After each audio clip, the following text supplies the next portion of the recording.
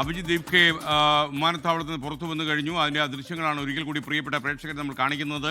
വലിയ ജനത്തിരക്കാണ് എയർപോർട്ടിൽ. വലിയ കനത്ത പോലീസ് ബന്ദോബസ്തിലാണ് ഡൽഹി എയർപോർട്ട്. ഒരു അത്യാഹിതവും സംഭവിക്കാതിരിക്കുവാനും അപകടകരമായ ഒന്നും ഉണ്ടാകാതിരിക്കുവാനും കനത്ത പോലീസ് സുരക്ഷ ഡൽഹിയിൽ ഏർപ്പെടുത്തി കഴിഞ്ഞു.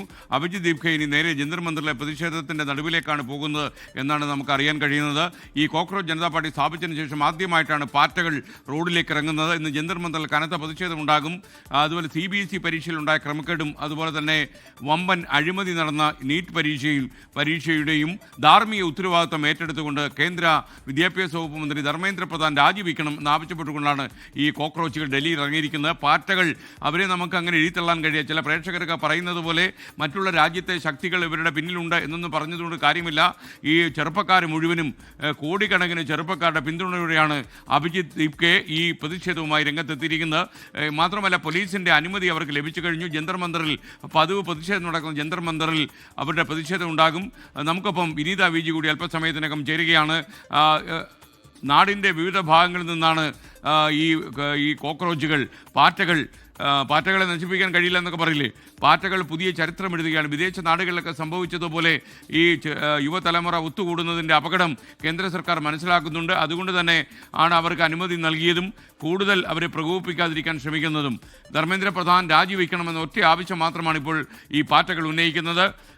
പാറ്റയുടെ സ്ഥാപകൻ അഭിജിത്ത് ദീപ്കെ അദ്ദേഹം ഡൽഹിയിൽ എയർപോർട്ടിൽ രാവിലെ 7:21 ഇറങ്ങിയതാണ്. പോലീസുമായി സംസാരിച്ചതിന് ശേഷം അദ്ദേഹം പാർലമെൻറ്റ് സ്റ്റേഷനിലെ പോലീസ് സ്റ്റേഷനിലേക്ക് പോലീസ് സന്നാഹത്തോടെ പോവുകയാണ്. ടാക്സി കാറിലാണ് അദ്ദേഹം ഡൽഹിയിലൂടെ ആദ്യമായിട്ട് ഡൽഹിയിൽ ഇറങ്ങി പാറ്റ പോകുന്നത്. ഇപ്പോൾ അർജുൻ പീതാംബരൻ കൂടി നമുക്കൊപ്പം ചേരുന്നു. അർജുൻ, കൂടുതൽ വിവരങ്ങൾ എന്തൊക്കെയാണ് ഈ പ്രതിഷേധത്തിൻ്റെ?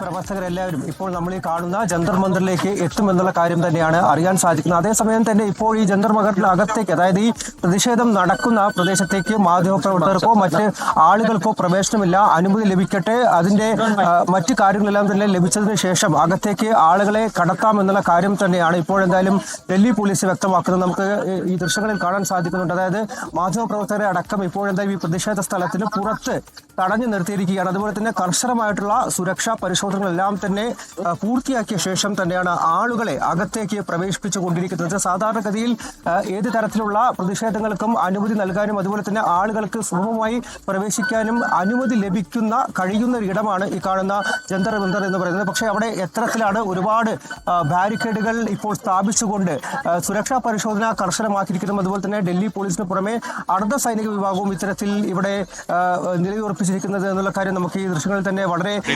ചേർന്നത്. എന്തായാലും പാർലമെന്റ് സ്ട്രീറ്റിലെ പോലീസ് സ്റ്റേഷനിലേക്ക് വരികയാണ് അഭിജിത്ത് ദീപ്കെ. CJP സ്ഥാപകനായ അഭിജിത്ത് ആദ്യമായി ഡൽഹിയിൽ ഇറങ്ങുകയാണ്. ഇന്നുവരെ ഓൺലൈനിലായിരുന്നു പാർട്ടിയുടെ പ്രതിഷേധമെങ്കിൽ പാറ്റകൾ റോഡിൽ ഇറങ്ങുന്നു. നിരത്തിലേക്ക് അവരുടെ പ്രതിഷേധം വരുന്നു. കേന്ദ്ര വിദ്യാഭ്യാസ വകുപ്പ് മന്ത്രി രാജിവെക്കണമെന്ന് ആവശ്യം ഉന്നയിച്ചുകൊണ്ട് ജന്തർ മന്ദിറിൽ കനത്ത പ്രകടനമുണ്ടാകും എന്നാണ് പ്രതീക്ഷ. എന്നാൽ ഡൽഹി മഹാനഗരം കനത്ത പോലീസ് വലയത്തിലാണ് ഇപ്പോൾ.